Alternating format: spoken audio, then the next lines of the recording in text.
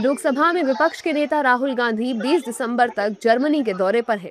राहुल गांधी वहां जर्मन सरकार के अफसरों और भारतीय समुदाय से मुलाकात करेंगे।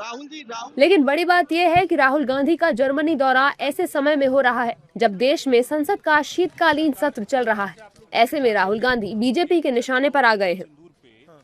तो ये कांग्रेस का ये सौभाग्य या दुर्भाग्य है कि उसके नेता कभी कभार भारत के दौरे पे आते हैं।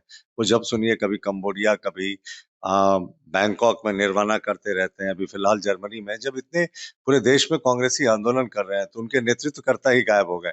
जिस दिन बिहार का चुनाव का परिणाम आना था उस दिन भी राहुल बाबा विदेश में थे। तो राहुल गांधी जो है वो नॉन रेजिडेंट इंडियन की भूमिका में ज्यादा आ गए हैं। प्रतिपक्ष के नेता की भूमिका इनकी कम है। अब ये राहुल गांधी जी और तेजस्वी जी का जो है अपना अपना अलग स्वभाव है कि जब सदन चलता है तो ये विदेश जाते हैं, तो ये सब इनका अपना स्वभाव है।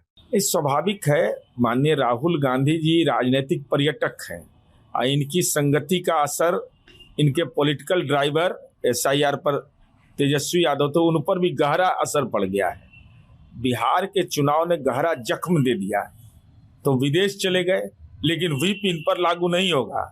चूंकि गांधी परिवार के लोग हैं, प्रिविलेज्ड पर्सन है, तो प्रिविलेज्ड पर्सन रहिएगा तो कॉमन पीपुल नहीं बनिएगा, तब कॉमन मास का समस्या भी आपको समझ में नहीं आएगा। जबकि कांग्रेस नेता राहुल गांधी की यात्रा पर पीएम मोदी के विदेश दौरे की याद दिला रहे हैं और कह रहे हैं कि जब सदन चलने के दौरान पीएम विदेश जा सकते हैं तो नेता प्रतिपक्ष क्यों नहीं।